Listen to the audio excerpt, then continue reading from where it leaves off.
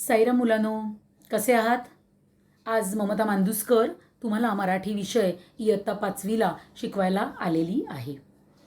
मुलांनो, मी सातत्याने तुम्हाला सांगत असते की प्रत्येक धडा, प्रत्येक कविता आपला जो पोर्शनमधला आहे त्याची बऱ्यापैकी उजळणी तुमची स्वतःची व्हायला हवी. आम्ही टीचर्स तर तुमच्याकडनं उजळणी करवून घेतोच, रिव्हिजन करवून घेतोच, पण प्रत्येक वेळी धडा शिकवून झाल्यानंतर तो पुन्हा वाचायचा. कविता झाली असेल तर ती वाचायची किंवा ती म्हणायची, तालासुरात म्हणायची आणि ती डोक्यामध्ये पक्की करायची. हे काम मुलांना तुमचं आहे हां का. आमचं तर शिकवून झालेलं आहे, कारण पोर्शन पेपर मिळाला आहे आणि आता तुम्हाला फर्स्ट सेमिस्टरच्या तयारीला, अभ्यासाला तुम्हाला लागायचं आहे. बरोबर. आता मी तुम्हाला धड्यांवरची तुमची उजळणी मी घेणार आहे. 11वा 12वा धडा, 13वा धडा, हे जे 3 धडे आहेत ते धडे ह्यांची शिकवून तर आपलं झालेलं आहे, शिकून झालेलं आहे. बऱ्याच जणांचा अभ्यासही त्याच्यावरचा झालेला असेल, पण आज मात्र मी पुन्हा त्याची उजळणी तुमची घेणार आहे. धडा 11वा इंधन बचत, धडा 12वा बोलावे कसे आणि धडा 13वा अनुभव 1, या धड्यांची आपण पुन्हा एकदा थोडीशी धड्यांची उजळणी करूया. मुलांनो, धडा 11वा इंधन बचत आहे. त्याच्यामध्ये तुम्हाला माहिती आहे ना की दिनूची आई आजारी असते आणि आईला मदत करण्यासाठी तो स्वयंपाकघरात चहा करतो. अशा वेळी त्याची वर्गमैत्रीण फातिमा घरी येते आणि ती बघते की दिनू जो आहे तो 1 कप चहासाठी मोठं पातेलं वापरतो. थोडक्यात काय तर गॅस फुकट घालवत असतो. त्यावेळी वर्गमैत्रीण त्याला सांगते की आपल्याला इंधनाची बचत करायला हवी. छोट्या पातेल्यामध्ये 1 कप चहा होऊ शकला असता, इंधन बचत झाली असती, असं ती त्या दिनूला शिकवतं. आणि दिनूच्याही ते नंतर लक्षात येतं की आपल्याला इंधन बचत करायला हवी. त्या नुसती दिनूलाच नाही आहे मुलांनो, आपल्याला सुद्धा आपल्या रोजच्या जीवनामध्ये बऱ्याच गोष्टींची बचत, ही नुसतीच पैशांची नाही तर बऱ्याच गोष्टींची बचत करायला शिकलं पाहिजे. आलं लक्षात? धडा 11वा इंधन बचत काय होता, आठवला तुम्हाला? बरं. धडा 12वा बोलावे कसे. बघा, तिन्ही धड्यांची आपली आपली स्पेशालिटी आहे. आता धडा 12वा जो आहे तो तुम्ही कसं वागावं, तुमची वर्तणूक कशी असावी, 4 चौघात तुम्ही कसं वागलं पाहिजे, याचं ज्ञान आपल्याला या धड्यामध्ये मिळतं. या धड्यामध्ये 2 प्रसंग सांगितले होते. एक प्रसंग काय होता तर संजू आणि अंजू हे दोघंजणं असतात. तर संजू कुणाला तरी फोन लावतो आणि तो फोन चुकीचा लागतो, तर तो झटकन फोन आपटतो, ठेवून देतो. त्यावेळी अंजू संजूला समजावते की ज्या व्यक्तीला तू चुकून फोन तुझा लागलाय त्या व्यक्तीला तू माफ करा असं म्हण, चुकून फोन लावलाय असं म्हण, असं ती त्याला सांगते. म्हणजे चुकून आपला जर कुणाला दुसऱ्याला जर आपला फोन चुकून लागला तर आपल्याला त्यांना सॉरी म्हणणं गरजेचं आहे, माफ करा म्हणणं गरजेचं आहे. फोन झटकन आपटून ठेवायचा नाही आहे. म्हणजे आपली वर्तणूक कशी हवी हे तुमच्या लक्षात आलं असेल. आणि दुसरा प्रसंग जो आहे तो काय आहे तर त्या ह्याच्यामध्ये दिनेश बसमध्ये चढल्यानंतर त्याला बसायला जागा मिळते, पण त्याचवेळी तिथे शेजारी आजी ज्या असतात त्या म्हाताऱ्या आहेत त्या उभ्या असतात. अशा वेळी दिनेश आजीना बसायला जागा देतो आणि स्वतः उभा राहतो. तेव्हा आजीना त्याचं फार कौतुक वाटतं. म्हणजे वृद्ध व्यक्ती, अपंग व्यक्ती जर आपल्या आजूबाजूला असतील बसमध्ये, ट्रेनमध्ये, तर आपल्याला कसं वागलं पाहिजे त्यांना, किंवा एखादी बाई एखाद्या लहान बाळाला घेऊन उभी असेल तर त्याला जागा करून दिली पाहिजे. हे तुम्हाला शिकवायची गरज नाही. म्हणजे योग्य वयामध्ये हा धडा तुम्हाला शिकायला मिळतोय की नाही. म्हणजे अजूनही तुम्ही चुकत असाल तर तुम्ही तुमच्या चुकीमध्ये सुधारणा करू शकता. आणि मुलांनो, 13वा धडा अनुभव 1. रोजच्या जीवनामध्ये वेगवेगळ्या गोष्टी आपण करतो, त्यांचा एक्सपिरियन्स घेतो, त्याचा अनुभव घेतो आणि मग त्या अनुभवातून आपण खूप काही शिकत जातो. आणि म्हणूनच या धड्यामध्ये तुमच्याच वयाची छोटीशी मुलगी मारिया जी आहे ती मारिया काय करते, ती मारिया आईबाबा लग्नाला गेले असल्यामुळे एकटीच घरात आहे. शाळेतनं घरी आल्यावर ती कुलूप उघडून आपल्या शाळेचा गणवेश बदलते आणि ती कंटाळलेली आहे, घरात एकटीच आहे, तरी देखील ती घरात एकटीच घराला सांभाळते. अशा वेळी पाऊस धो धो पडतो, दारं खिडक्या आपटतात, अशा वेळी ती खिडकी बंद करते. हे सगळं करत असताना वातावरणात होणारे बदल ती टिपते आणि ते टिपत ती बघते. जेव्हा पाऊस बंद होतो तेव्हा ती खिडकी उघडते, पावसावरच्या कविता म्हणायला लागते आणि काही वेळानंतर उशिरा तिचे आईबाबा लग्नाहून परत येतात आणि कंटाळलेली मारिया आल्या आल्या आईला बिलगते. आठवलं तुम्हाला? या तिन्ही धड्यांची मी पुन्हा एकदा थोडी तुम्हाला पार्श्वभूमी सांगितली, त्यामुळे पुन्हा एकदा अभ्यास चालू आहेच, पण पुन्हा एकदा त्याची रिव्हिजन छानपैकी झाली की नाही. त्यामुळे ही तिन्ही धडे आपण पुन्हा एकदा बघितले. मुलांनो, आता या तिन्ही धड्यांवरती आपण प्रश्न उत्तरं बघणार आहोत. पुन्हा काही प्रश्न मी आधीच्या भागांमध्ये शिकवलेच होते, तुम्ही लिहूनही वहीत ठेवले असतील अशी मी आशा करते. त्याचबरोबर आज मी अजून काही नवीन प्रश्न आहेत ते तुमच्यासाठी काढलेत आणि तुमची मराठीच्या परीक्षेची, ऑनलाईन परीक्षेची मी तयारी तुमची करवून घेत आहे. तेव्हा वही आणि पेन जवळ आहेच.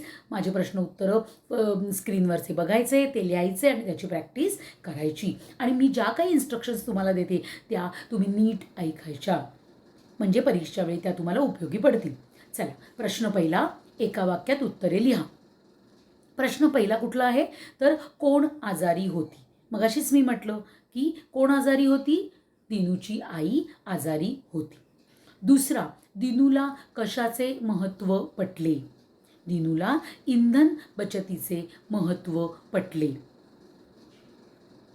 इंधन बचत कशी करायची त्याची मैत्रीण त्याला शिकवते, बरोबर ना. आणि म्हणून त्याला शेवटी काय, इंधन बचतीचं महत्त्व त्याला पटलेलं आहे. कोण दुपारी शाळेतून घरी आली.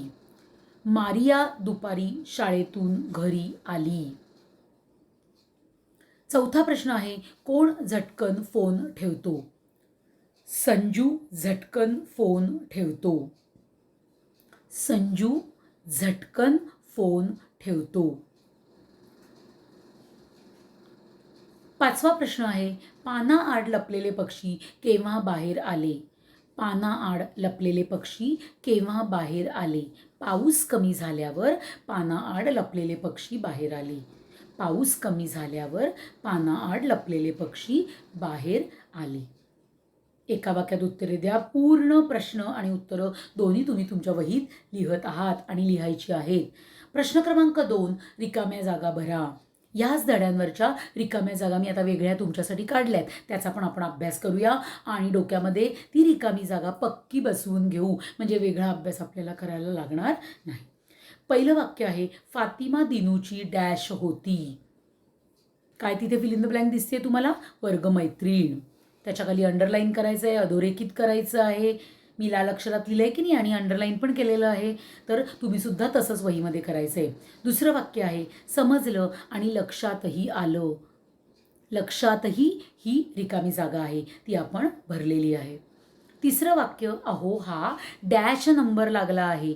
अहो हा चुकीचा नंबर लागला आहे. त्याच्यानंतर उद्गारवाचक चिन्ह आहे, एक्सक्लेमेटरी मार्क आहे ना, तो सुद्धा द्यायला विसरायचं नाही.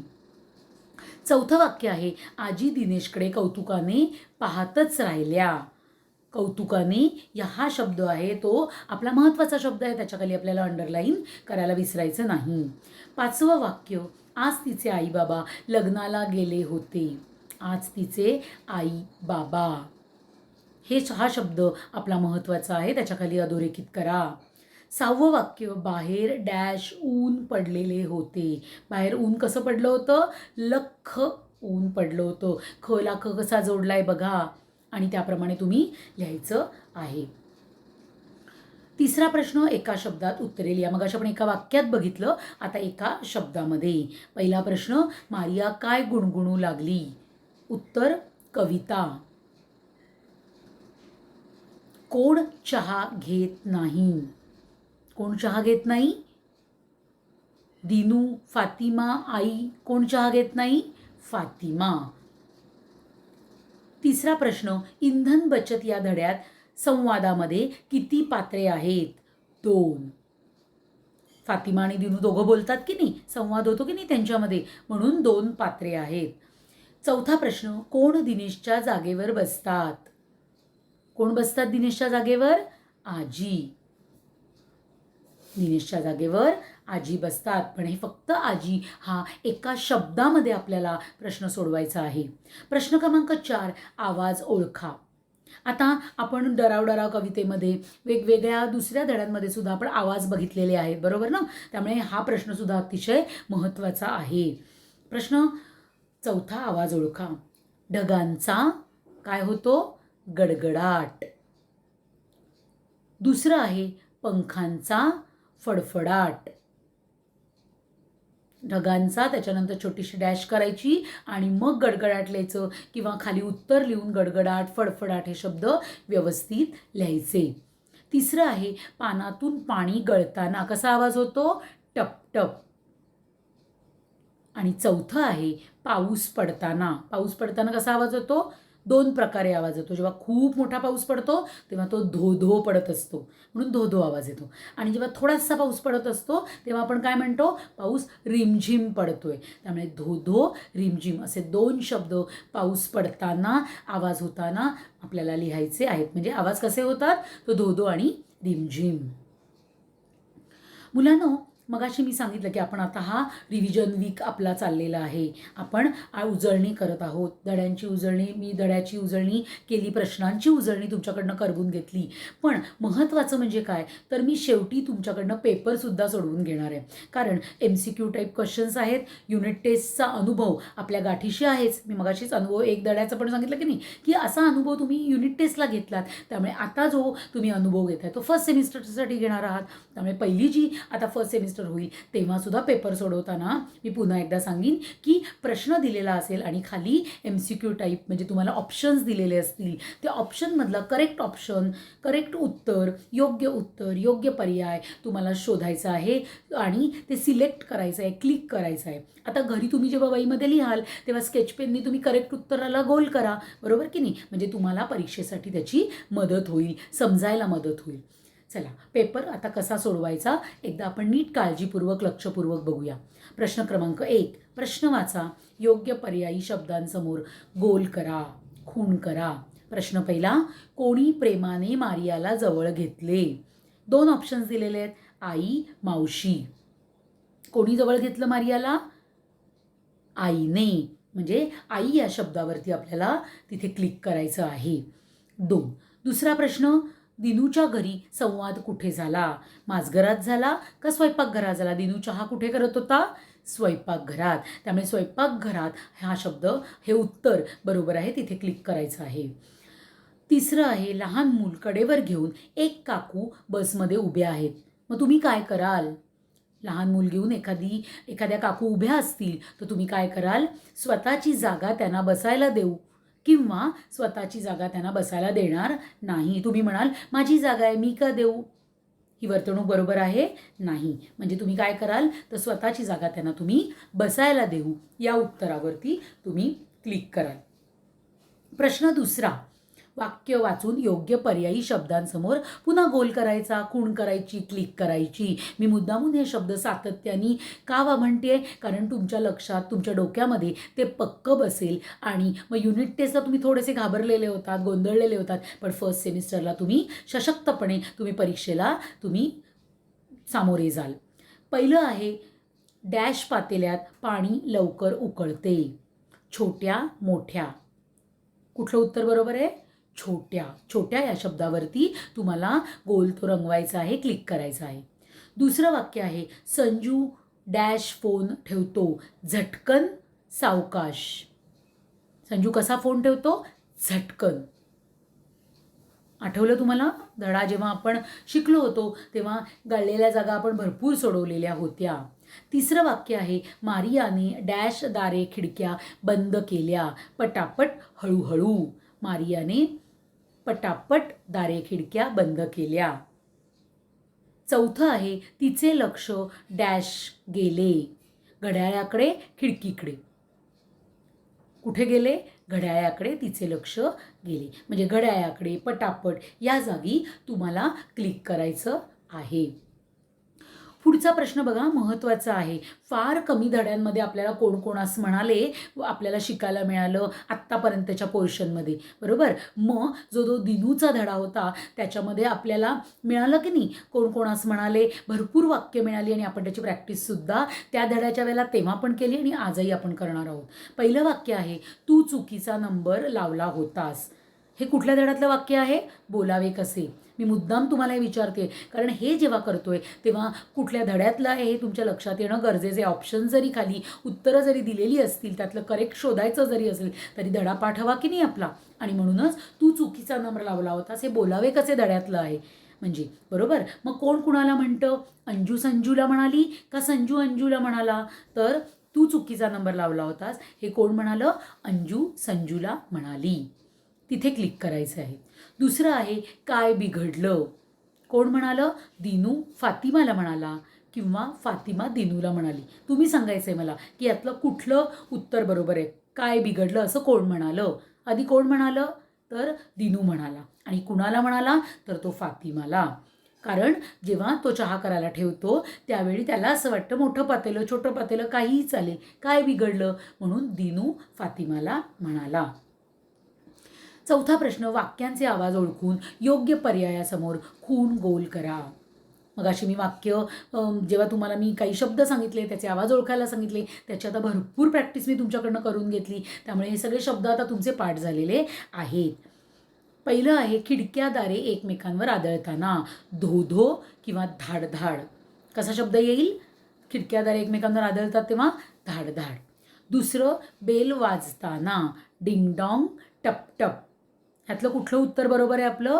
बेल वाजताना डिंगडॉंग असा आवाज येतो. खिडक्यादारे एकमेकांवर आदळतात तेव्हा धाडधाड असा आवाज येतो, बरोबर की नाही? त्यामुळे आता आवाजसुद्धा आपले कसे ओळखायचे आपल्याला कळलेलं आहे. मुलांनो, आज मी इंधन बचत, बोलावे कसे आणि अनुभव एक या धड्यांवरची उजळणी तुमची घेतली. त्या धड्यांची पार्श्वभूमी सांगितली. धड्यांवरती अजून एक्स्ट्रा मी रिकाम्या जागा भरा, एका वाक्यात उत्तरे द्या, त्याचबरोबर एका शब्दात उत्तरे द्या, हे सगळं तुमचं घेतलं. आणि पहिल्या सेमिस्टरला जेव्हा तुम्ही फर्स्ट सेमिस्टरची परीक्षा तुम्ही जेव्हा द्याल की नाही, त्यावेळी तुम्हाला प्रॉब्लेम कुठलेही येऊ नयेत, बरोबर ना? त्यामुळे मी तुम्हाला पेपर कसा सोडवायचा हे सुद्धा या स्लाईडच्या थ्रू तुम्हाला मी दाखवलं. म्हणजे डोक्यामध्ये आपण फिक्स करायचं आहे की आपल्याला ऑप्शनल आपल्याला ऑप्शनल सगळं येणार आहे, आणि ते ऑप्शन्स जेव्हा येत आहेत तेव्हा करेक्ट ऑप्शनवरती आपल्याला क्लिक करायचं आहे, आणि ते केल्यानंतर मग सबमिट करायचं आहे पेपर. आपल्याला पेपर सबमिट करण्यापूर्वी आपल्याला पूर्ण आपली उत्तरं पुन्हा एकदा आपण चेक करायची आहेत, म्हणजे कुठे चुकलं असेल तर आपण त्याला बरोबर करू शकू. मी अशी आशा करते की आजची धड्यांची जी आपण उजळणी केली ती तुमच्या सगळ्यांच्या छानपैकी लक्षात आलेली आहे, आणि त्या धड्यांची छान तयारीसुद्धा तुमची झालेली आहे. त्यामुळे पुढच्या परीक्षेसाठी मी तुम्हाला ऑल द बेस्ट म्हणते आणि इथेच थांबते. थँक्यू.